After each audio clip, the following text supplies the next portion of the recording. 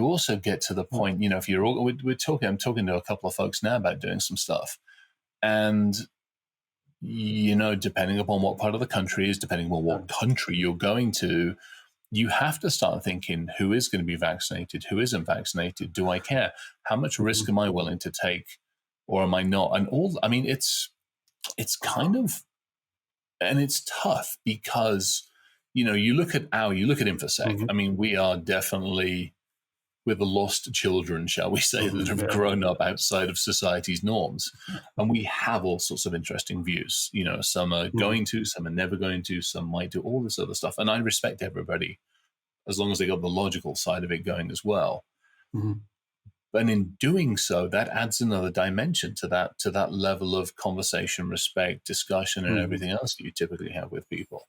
So that's been an interesting one to navigate as well.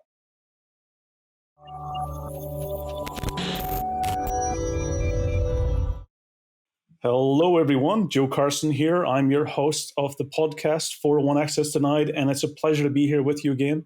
And I'm really excited about today's podcast. We have a fantastic celebrity, really, really great friend, Chris Roberts, to join me on the show. So, Chris, welcome to the podcast. You want to give us a bit about yourself and what you do and what you're passionate about? Yeah, thank you, sir. Appreciate it being here. It's kind of fun. Yikes. I don't know. Where do we start? I think to break everything. I think in this day and age, I think I still manage to break everything. Half the time it's breaking people, but I guess best way of looking at it is chief geek over at HillBilly Hit Squad and a bunch of other things. Typically find me up and hanging around on LinkedIn, occasionally ranting on Twitter, often wandering around conferences with a whiskey suitcase, and kind of hard to miss. Large, with a large colored beard typically, and often wearing a kilt. But apart from that, yeah, about that.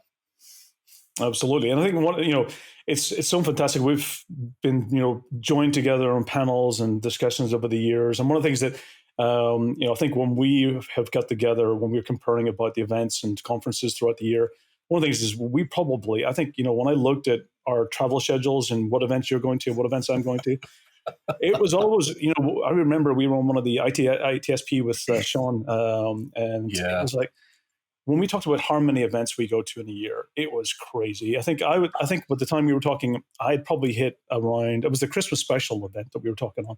I'd hit around 40, 45, and I think you were hitting around 60.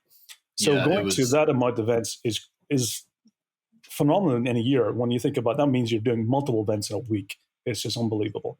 So one of the things I want to get from you is, because we travel a lot and we go to a lot of events, is what's your survival tips? How do you make sure that you get to the place you need to be at the right time? Literally, what do you think about, when you're planning and organizing? Do you do a lot of it yourself? For people who travel and go to events, what's your survival tips? How do you recommend people? So I think, again, to your point, the travel schedule, and honestly, the last couple of years, I haven't done a huge amount because of obviously the lockdown and everything. But yeah, right, to your point, the previous couple of years, it was ridiculous.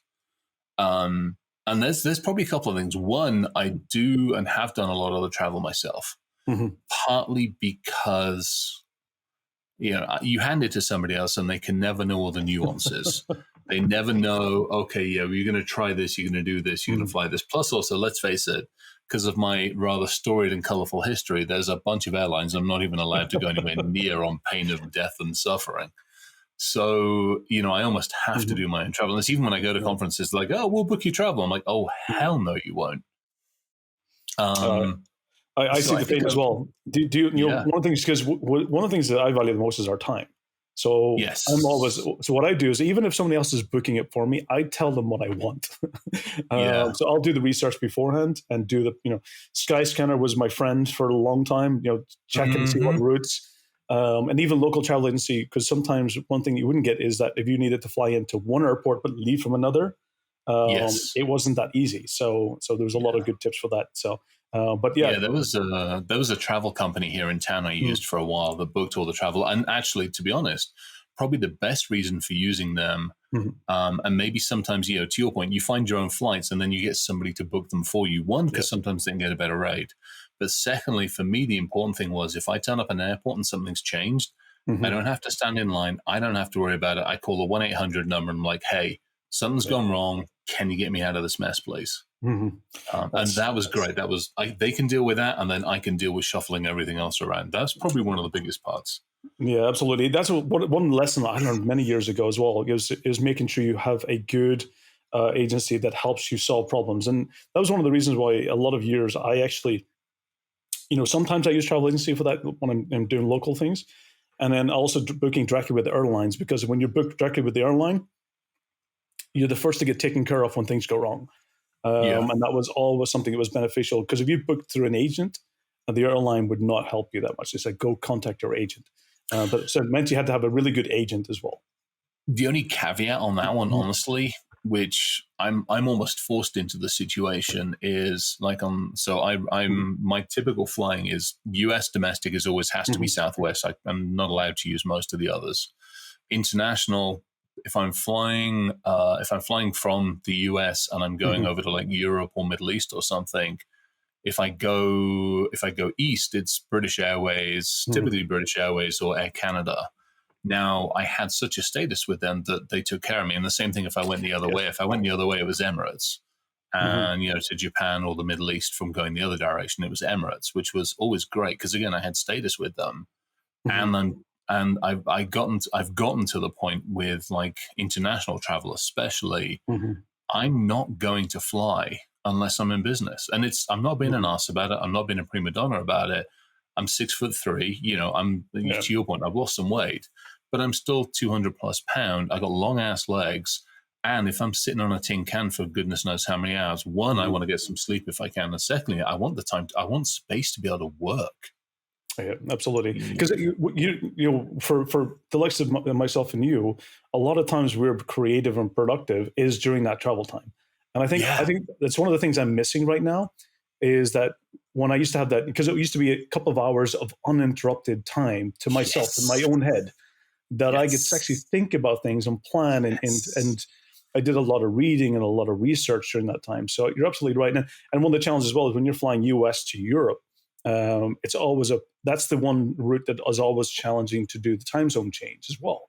Yeah. Because, and I also got up, I used to wake up when I was doing US to Europe, I'd wake up about 2 or 3 in the morning.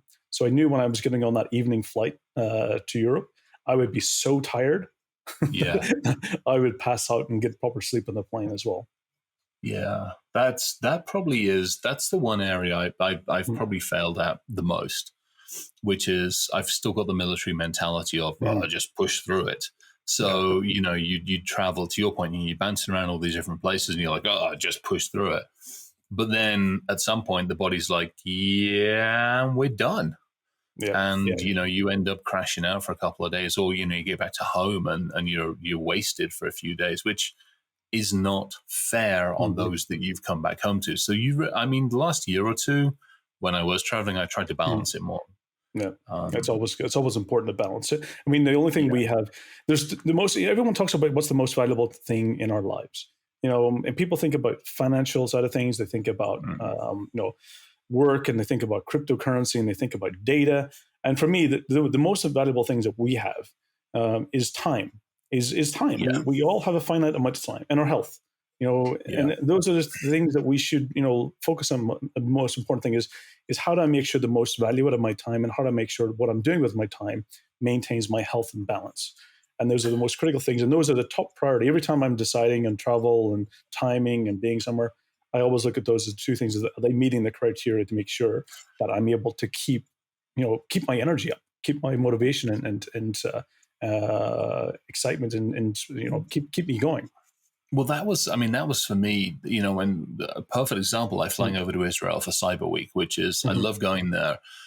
I'm very fortunate. They will pay for like a regular ticket for me. I will automatically just upgrade that ticket to business class. Yep. Because if I'm going, to your point, I'm going that direction, I don't want to turn up there grumpy, mean. I want to get on the plane, get some stuff done, lay the seat flat and crash. Yep. So that when I do turn up, I'm not more of a pain in the ass than I normally am. I mean, I'll threaten people to taser them and various other things, but it's rare that I actually follow through on it. But if you've been up for 24 hours and you've been on an airplane and you've had to go through customs, especially Israeli customs, it's less than little cotton socks. So you're like, I don't want to get there and just, I'm going to taser you. So do me a favor. Let's get a business class seat so that I actually turn up and I'm not a complete, melted wreck of whatever. And I'm going to take out your country's bloody electricity because I'm just tired. Yeah, it reminds. I mean, I can't tell you how many times I've done the Superman. Rule in airport toilets where I went in, taking the airplane clothes off because you've been sleeping all night. You want to turn up, and if you're turning up, you have been the worst trip. I think the worst travel for me was always from Estonia, from Tallinn to South Africa, because it was the one place where you'd be traveling for 18, 20 hours and in the same time zone. So you were not trying to adjust your body to kind of deal with it.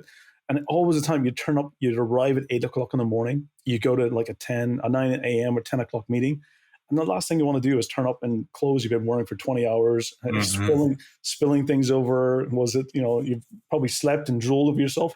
The last thing you want to be turning up in that. So for me, the amount of times I've went into the toilets and done a Superman job, whipping out clothes and changing. I literally lost count in those times.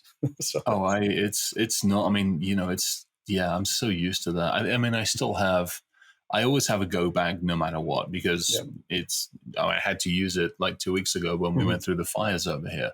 Yes, but it's always there, and it's always got a change of clothing or two, and it's always got a kit in it. And you're right. I mean, that stuff just stays in with you. And it's interesting because we talk about that. One of the things I think I learned to do was pack quickly and effectively. Okay. And that was a huge thing for me because, again, with all the traveling and everything else, I don't want to spend an hour or two packing. I want to walk in and go, okay, I'm gone for 4 days. I'll take, 6 pairs of underwear, 6 pairs of socks, 6 or 7 t-shirts with me, 2 pairs of trousers, a couple of jackets, and that's it. There's no other faff. And when I first started doing it, I'm like, oh, I'll have time to do this, and I'll want to do this, and I'll do this. And no, shit doesn't happen that way. It just doesn't. And I think as well, back to that time thing, there are certain places I'll go that I literally want to fly in, get what I need today done, and then get out of there. And it's not because I don't want to spend time or be there, but I kind of want to get home, especially with the dogs now. With Milo, I miss hanging out. I actually miss hanging out with him. As it's nice having Jen's great, but I miss my buddy. I miss hanging out with him. No, that's a thing that I have had as well. As years ago, I'd have a little bit more flexibility where I add a day before or after just to even see the places. Now I don't have the time. I go in last thing I possibly can, and I get out as quickly as I can, just so that you're spending more time with family. You're sometimes in a lot of those places you end up far away from. You're in the business district. You're away from the social side or the entertainment side. So you don't want to be left by yourself sitting in a place where there's nothing to do. So getting back as quickly as possible is always important. So go on. Sorry. Yeah, I want to ask you just kind of. So, the past 2 years have been different. Yes. Oh, have they ever? and I think for me, it's affected me. And for me, because I'm based in Estonia, and a lot of my networking connections are like yourself in the US. My peers are in the UK, Ireland. A lot of people, and it's meant that the way we socialize in the past year has been very, very, in the past 2 years has been hugely different, especially in security.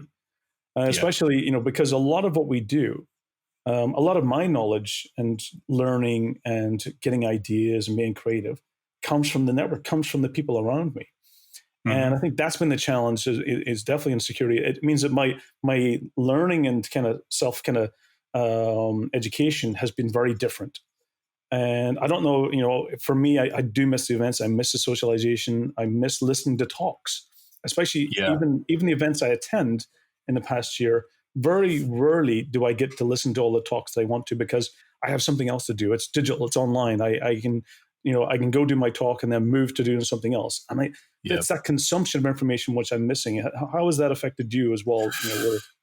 So it's a balance.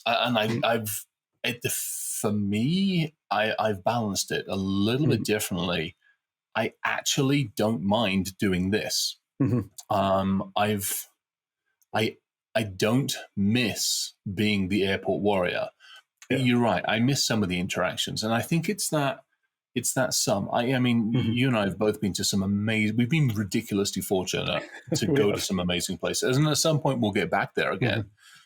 But I have to be very, very frank and go, for the last 2 years, I've enjoyed not being at a bloody airport every 5 minutes. Yes. You're right. I don't get the same level of interactions, but I use LinkedIn a lot. I mean, LinkedIn, I post on there almost every day during the week. I've always got a few things boiling around on there, and there's always a bunch of stuff going on. And I actually have blocks of time in my day. I actually block my time out. And I have blocks of time that I spend on LinkedIn. And it's somewhat deliberate, because I will talk, I'll have conversations. Some of them move to like text, some of them move to Signal, some of them stay on LinkedIn. And, I've been fortunate. Like, we're doing this talk today. We had this afternoon, I've got another webinar I'm doing. And then tomorrow I've got like one or two. So I'm actually, I haven't slowed down how many talks and conferences and stuff I'm giving. You're right. I'm not spending as much time sitting in corridors and hanging out with people drinking whiskey. No two ways about it. And I miss that. But I'm still socializing and hanging out and talking to a lot of people. And honestly, in most of the cases, like, hey, when I had a really good conversation with a friend up in Toronto, and he's like, look, when this craziness lifts, he's like, we'll get a beer. I'm like, oh, hell yes. Yes, and those time that time's getting closer, which is what I'm finding. It might be for you guys. It's starting to get its shit together. Yeah, it's slowly, in the EU side of things, it's been opening up, and it's been a little bit much easier to move around. So since September last year, I mean, there's been the ups and downs. There's been the lockdown stuff, and one thing that I find is that, okay, as things opened up, I think one of the first events I got to attend was last August, September. I was actually one of Talent Digital Summit, which was one of the first ones, which was local, which made it easier. But what I started finding is that okay, we're getting, you had to think a lot more about traveling. You have to think about a lot more about the events you're going to and re-socializing. We have lost our sense of socialization. I remember going into one of the events, and somebody said to me, because I'm a hugger, but I'm a bit like Jason. I'm a hugger. When I see someone I haven't seen in a while, basically it's a good hug, good catch up and good laugh. And one of the things was that, so when they saw me when I was at the event and I was going up to the table, and there was like somebody like, whatever you do, don't shake their hand, because they didn't want to be like, they wanted to stay their distance. They wanted the social distance. And you had to start having the respect that now we're trying to figure out who's back to socializing in the previous ways, or who's okay with, even I've had so many handshakes where I put my hand out to shake someone's hand and they go to fist, and you're like, and you're just shaking your fist. Like, okay. Or you're tapping elbows, or you're kicking feet and stuff. And just re-socializing, going into events, made me realize that everyone's at a different, let's say, safety or different comfort level. What have you been finding? I think you've been recently getting into some events. Speaking absolutely. I mean, to your point, I think towards the end of last year, we did GERCON. Up in Grand Rapids, Michigan, and that was fantastic. One event I definitely want to get to. So. You've got to, seriously. I don't know how the heck we get you over here to it, but we've got to get you over. GERCON to me is home, and my hell, there's a reason I've got. You have a tattoo, didn't you? Yeah, you got the GERCON tattoo. Yeah. There's a reason.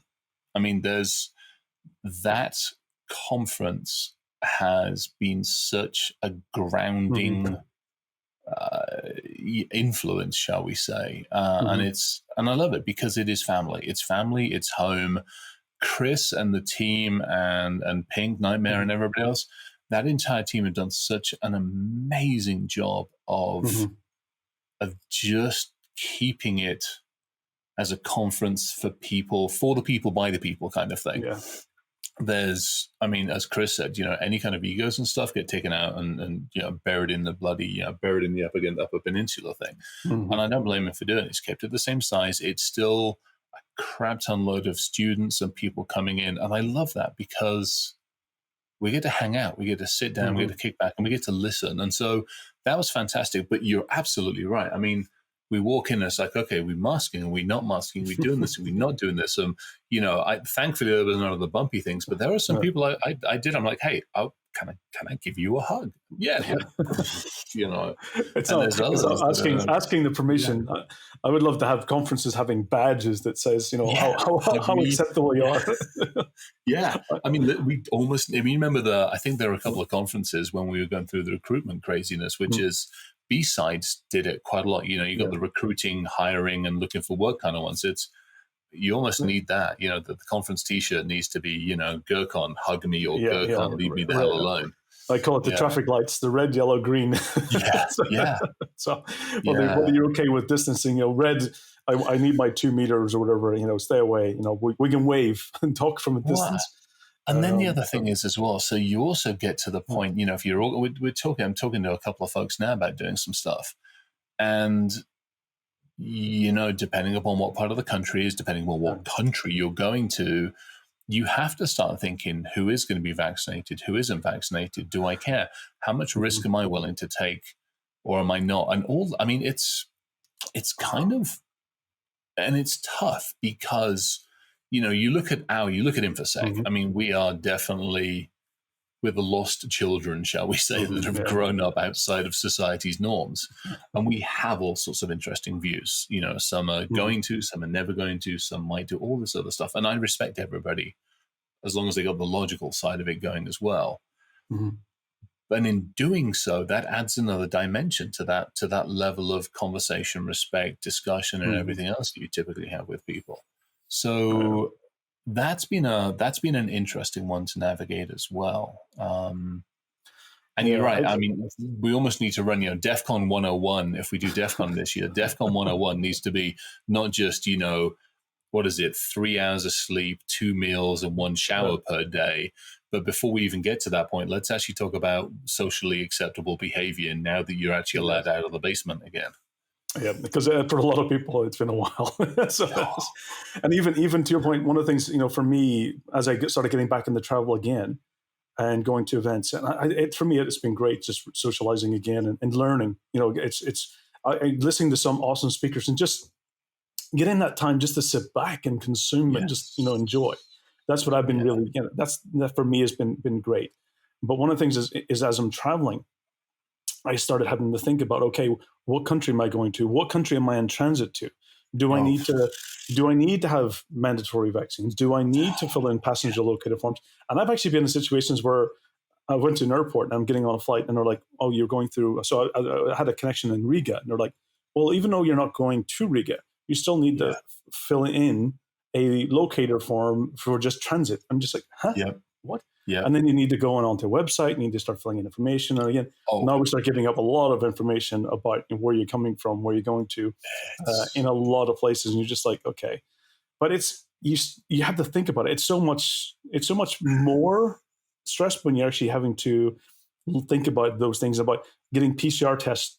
It used to be 72 hours, now it's 48 hours. Do I have to get a test on entry? Do I have to get a moving test? Target? It's a moving target. I mean, I did the UK thing. I had to go over and see Mum. Mum's going through some stuff. So I'm like, screw it. When they finally open the borders, I'm like, get over there. Yeah. And it's a moving target. I mean, first and foremost, you got to book a test before you go so that when you get there, the test turns up. Yes. Well, the test turned up the day before I left. Well done, little buddies over there. Yay for them. And then you take the test and you go to the website to put the results in. The stupid website doesn't work. And then you can't do the American version because it's in the English version. And then. So I literally turned up at the airport to leave the country, not knowing if I'd be able to go. Because I turned up, I'm like, I did all of this. And like, well, you can't use that. I'm like, do you need me to do? Well, you can do another PCR test over there. And the other thing that's pissing me off about this whole thing is the money. So first and foremost, you've got to pay for them to send you a test, which was 30 or 40 pounds. Then you got to do this. Then there was something else. There was something else. And I get to the airport, they're like, we can't accept that one. I'm like, you beep. And then they're like, well, you can go do that one and it's going to cost you, whatever it is, like 30, 40, 50 quid. I'm like, this is a freaking money-making scheme. You're actually, it's annoying me because you're taking advantage of the situation. And you come to the US and it's an absolute shit show. I mean, it's ridiculous because, the country says, well, you must do this. You get to the state and the state's like, well, we're ignoring what the country says. And then you go down to the other level, which is you get to the individual states inside the state. So for us, it's like the counties. and the county's got an entirely different mandate. So I'm like, okay, the country tells me this, Colorado tells me this, and Jefferson County tells me this.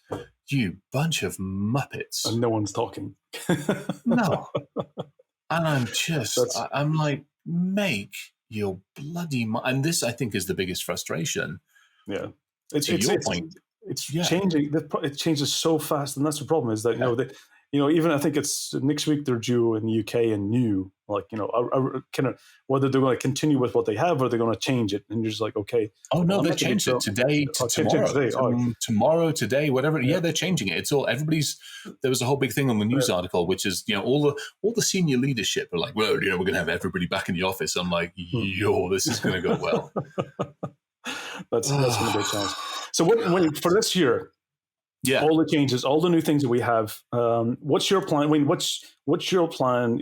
How are you going to get through this year? Do you plan to do more in-person events? What's your sort of survival tips for people to make sure that they're able to get through this year?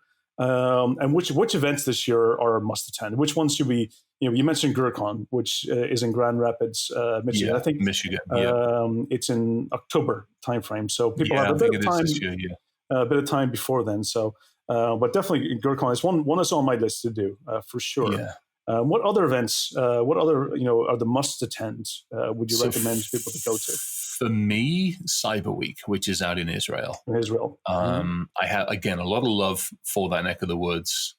A lot of head butting and scratching in that neck of the woods. I mean, don't get me wrong, I love them over there, but good grief alive, they need their heads knocked together a few times with a few other countries around them.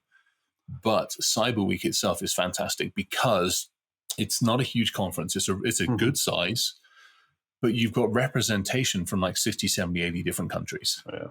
And that, I think, is what I miss. You come to a lot of the US conferences, and the only time you get that, Black Hat is a bunch of people, but they're all expensive.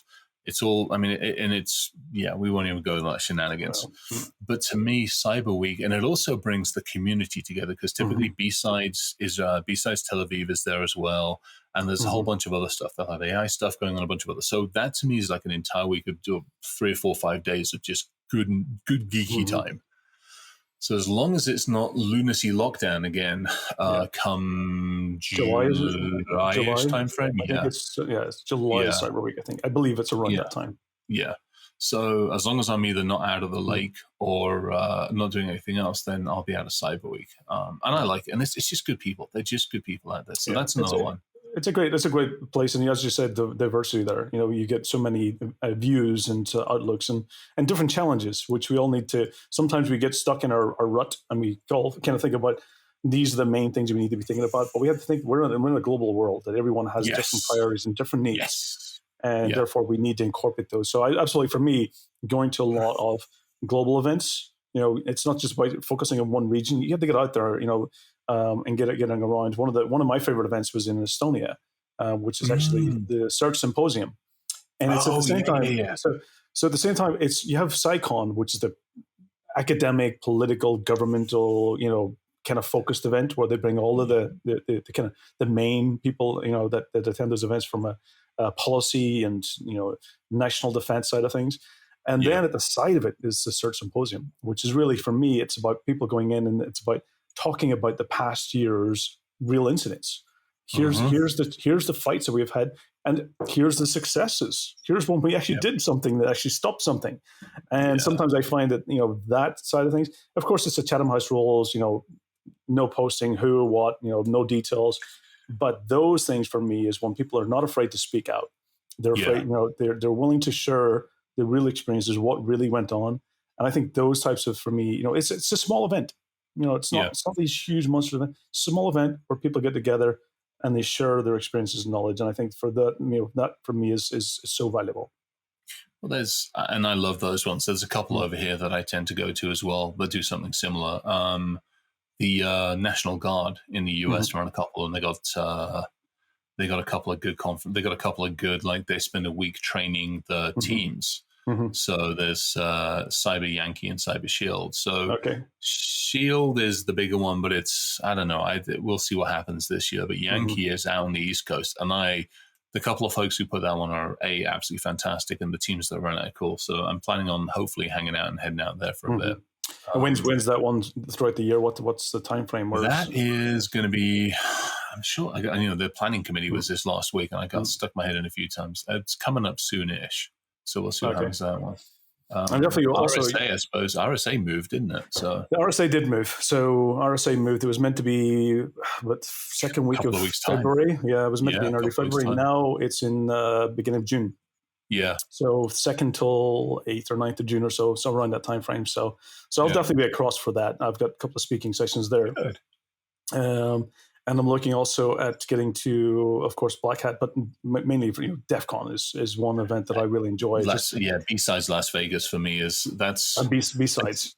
Yeah, B-Sides for me. I mean, DEF CON is not. DEF CON itself has gotten too crazy, but what I love is going out there and seeing family. I mean, that's really how I look at it. It's everyone in one place where you can, while everything's happening, all the shenanigans is going on. It's a place where you get to meet, the people that allows us to really kind of just be ourselves and have fun and like-minded people. So it's always great. And absolutely, Jack Daniels is doing the B-Sides. Is it? Yeah, so that should happen. Yeah, that'll be It'll be nice to get out. I mean, the other thing, you talk about the survival side of it. I've driven to a lot of the stuff, or either I've driven or like the crew drove up to Grand Rapids and stuff like that. So I've typically driven up there or out to those conferences because I got my own back to that own time. I have my own time. I got my own space. I can take whatever risks I want to take while doing it.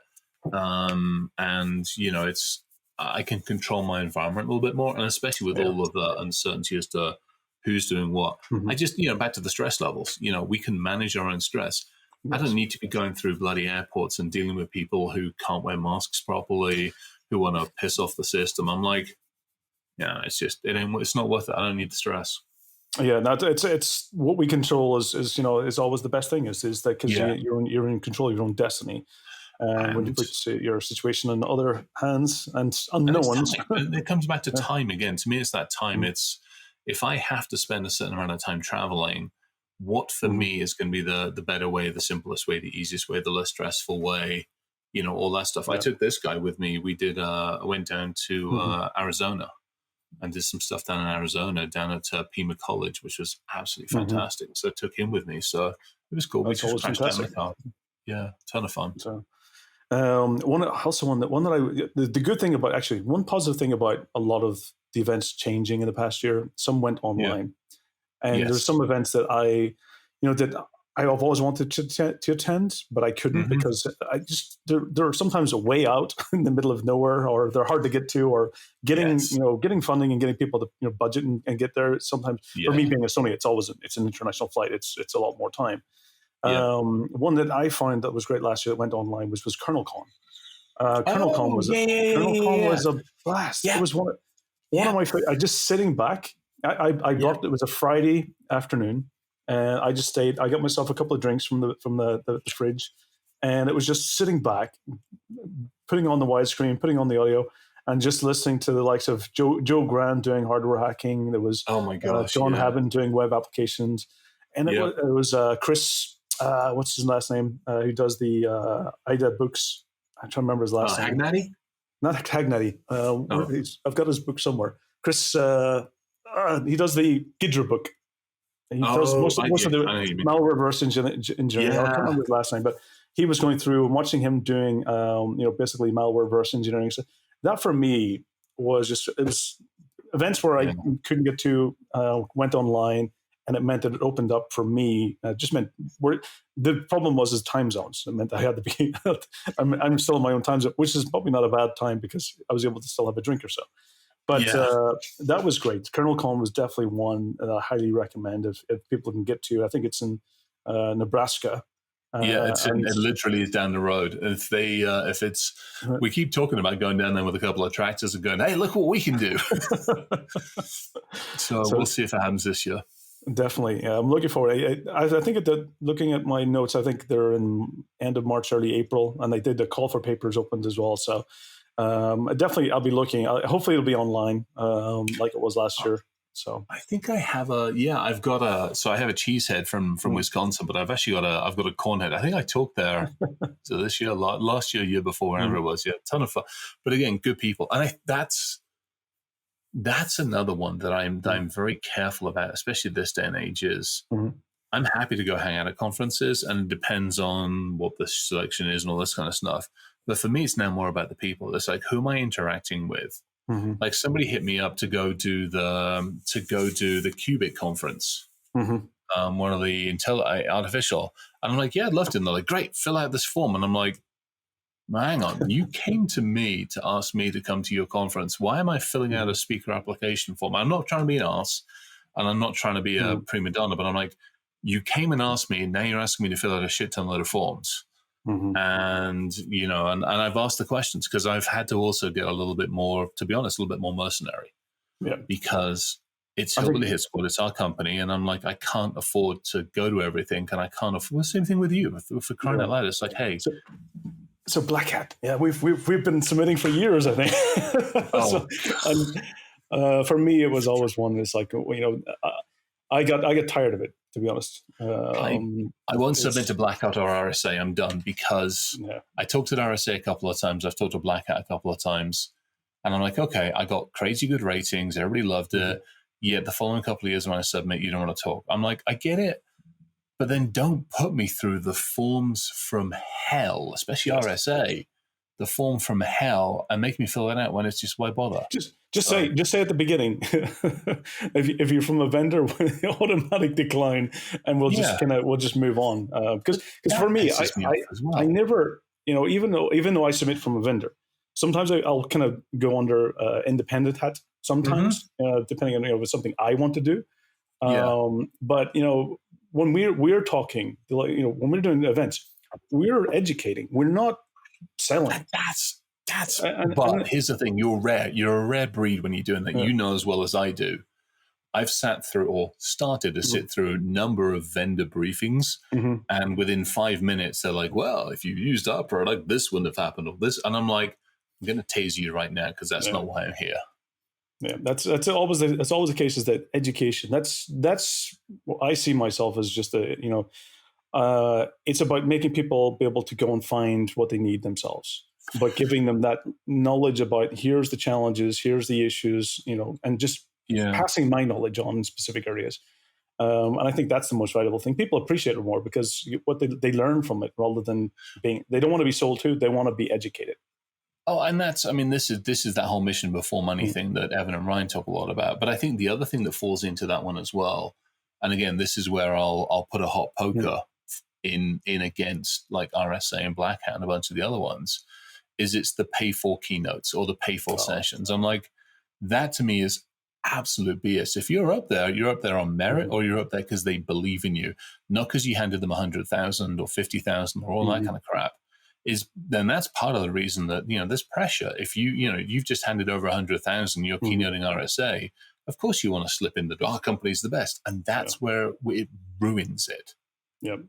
Yeah. That's where to me it should be. I come off stage having just dumped a whole bunch of cool stuff on you.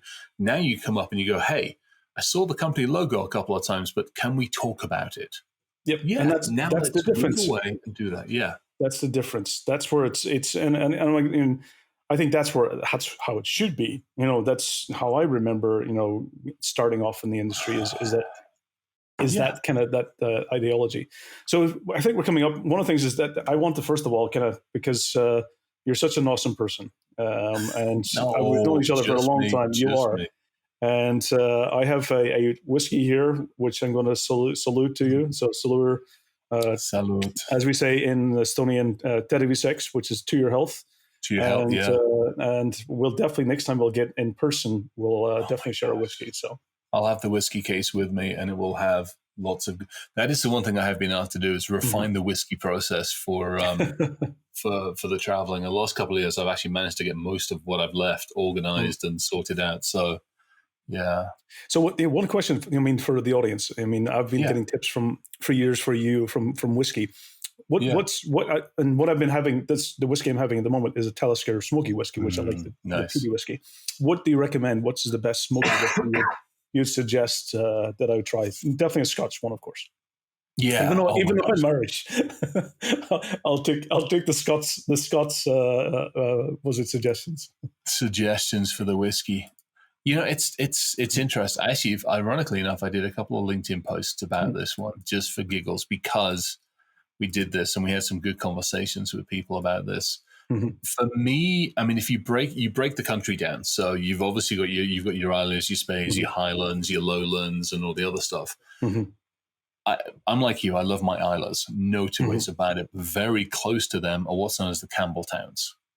So, which is, if you look at a map of Scotland, you got the Isles, which are on the west side. If you go kind of south and go inland a wee bit, then you end up at the Campbell Towns. And there's some amazing stuff. You don't have to go for the expensive stuff like the Springbanks. Long row, if you like the peated stuff, if you can find, there's a long row, there's like an 11 and a 12, and there might be a 13. They're called long row reds, and they're Cab Franc, and it's a peated, finished in like a Cabernet or finished in Sauvignon, and those are just amazing. You've obviously got Cinema, like Bunnahabhain and stuff like that. I've done some fantastic stuff. They did one called like Cenabath a while ago, which was just beautiful.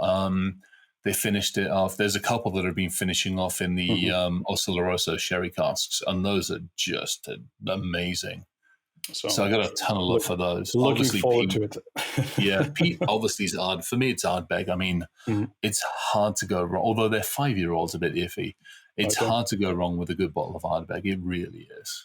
I'll definitely try it next time. We just got the Talisker at just before Christmas there, so we can have just nice time just to sit back and relax when having taken it easy. So good time to. You travel like crazy, man, as much as I do. One of the fun things I found was picking up whiskeys from all. I mean, obviously Japanese whiskey is amazing as well, like ridiculous. But going into India, some of the stuff coming out of India and South Africa, Paul Johnson stuff coming out of there, as well as like New Zealand and Australia, and just the Dutch. The Dutch have got a couple of nice ones. They've got a couple. It's actually, there's some amazing stuff where I think people have either we haven't seen, or the nice thing about the world shrinking to some degree is that we've actually gotten a chance to see more stuff. So yeah, there's some pretty cool stuff out there. There's some terrible stuff out there as well. But absolutely, unfortunately, here in Estonia, it's the land of the vodkas. So this is where I live in, the land of the vodkas. It's because it gets so cold in winter, you have to actually provide yourself some defrosting, and it comes from the inside. Oh hell yeah! Well, I went back to the UK, and I hadn't been back for a while. Gin has exploded. Yep. Same here. I mean, it's everywhere. It's like bloody bourbon in this damn country. I mean, you got bourbon. Everybody's been sitting at home for the last 2.5 years and like, what are we going to do? Let's build a still. And so, and they build a still and like, shit, this is illegal. Let's get a license. We'll be fine. Actually, where my office is right now, I'm actually just across the street from the Estonian gin distillery, which is the Juniperium. Which is it's fantastic. Nice. So it's a great. So when they're doing their, you can get the nice juniper smell coming from it. So it's fantastic. So that's got to be good. Wander over there and get to know them. This is where you need the private labels on the bottles. You just got to say, hey, can you do a run of like a couple of hundred? We'll do private labels and have some fun with it. Absolutely. So one of the things, I mean, Chris, it's been fantastic having you on. Yes. I mean, this episode's had everything in it. from travel for the audience. You've got your travel tips. You've got your survival tips. You've got, basically, how you can stay up to date and even stay, networking and connecting and stay educated. Which events to go to in 2022? You've got your whiskey, tips and suggestions. Whiskey tips. Oh, hey, actually, before we close on the survival tips, the one thing that's probably kept me most sane than anything else, a decent set of headphones when I'm on a plane, and actually get internals and get over the ears, so you've got both to travel with. Seriously, I cannot. Over it, a decent set of headphones. Yeah, I got. It was last year. I did an upgrade. I have a Bowers and Wilkins BWs, BWs, which is pretty good for my the sound quality. Yeah, but I did. So I keep those for the office for here when I'm doing kind of production work. Yep. But I did an upgrade last year. I went to the Bose. And they were light as a feather. when you had them on, you wouldn't even know they were on your head. They were so comfortable. Nice. So definitely, the BWs, the Bowers and Wilkins, is pretty good from a sound quality, but they're pretty. They have really big tightness around the head, and so you can feel them. But the sound quality is fantastic. But the Bose, it was a whole different. So I went a little crazy. Jen and I went halves on them. So I have a pair of my standard working ones that are a pair of the Aussies back there. But my normal listening ones are a pair of the Focals. So I've got the Utopias, which nice. are just crazy. For traveling with, though, I've got those Sonys. So Sony does their noise cancelling ones. They're really, really nice ones. Those, I've gone through a bunch of Bose, BWs, and everything else. Those ones, love them. And then in-ears, I've got a set of the Shores. So I've got the high-end Shores with the 4 or 5 drivers. Yeah. I used to have the Shores as well. Shores was great. I think I still have a pair of them somewhere, but it's just after time the battery, the charging goes down and down. So right now these are wired. These are wired. I don't do and it's done. And that for me, same thing. These are all wired. Now the Sonys, to your point, are Bluetooth, like wireless, and all. But my Shores, my in-ears, I carry. You remember the old little square iPods? Yeah, the minis. I have 3 of those, and I have different music on them. And I carry those with me in with the Shores. And I literally, as I'm getting on the plane, I literally drop the metal thing down there. It goes into there, and I clip it on the sleeve, and the headphones just come up, and that's it. I'm done. I can the planet can go to hell in a handbasket, and I just don't care. Yeah, sometimes you need to just get that your own time is always important. It's just that you can cut off and for me it was music does it. Road trips, to your point, taking a drive. I love road trips where even sometimes when it's just you in the car, I'll have a podcast going on. I'll have some music, even some educational side of things. So something running in the background, and just even going back and listening to some old retro music for me is always good. Then it's those moments. Even you do scuba diving as well, and it's that when you're in the scuba diving, it's you and it's in your bubble, in your mind. This is where now I don't know if you're like me. I get yelled at occasionally because we'll go out to the lake house in like June, July time frame, and I've got all my tanks and my dive suits and everything else right there, and I'll disappear. I'll take 2 tanks or 4 tanks with me and just disappear. Because I'll dive solo, which it is what it is. I take the risk and I accept that. I know. I figure I did it in the military for many years and I didn't get blown up. I've done in the civilian world for more years than I care to think of. I've chased stupid depths, and I've basically nowadays I'm just happy fatsing around. So solo is always as long as somebody knows where you're going and when to expect you back. That's the important part. If you leave a note, if you leave a note, just saying I'm somewhere over there. Keep an eye for the bubbles. I'll be back at X time, but and then they know when you're not back. Then maybe there's something. Then call out, and I'll take the flag with me sometimes as well because sometimes there's traffic around. So sometimes I'll take the flag, and at least I'll anchor it close to where I'm at. Yeah, that's always Well, for me, with diving, it was always murky and stony water. You have to do ice diving here. It's so cold. You have that dry suit. Ice diving up there. I fucking that I probably shouldn't do. I'm not even going to admit to doing that. So it's not fun anymore. I remember doing some anchor rescue. So you go some boats anchor came off and you go and you have to label it and it says here, and you couldn't see in front of your face. Like literally, your hand was here. You couldn't see it. And what I ended up doing is you end up tying yourself to your buddy with a rope. Yep.